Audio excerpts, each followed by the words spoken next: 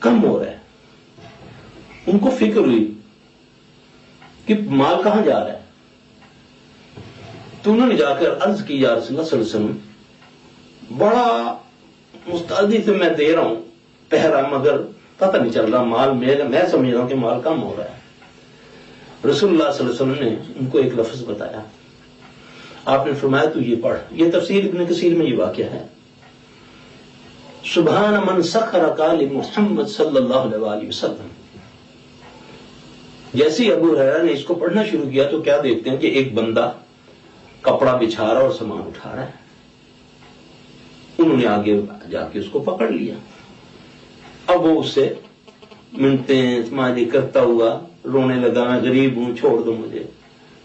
نبی کے تربیت یافتہ تھے وہ نرم دل تھا چھوڑ دیا.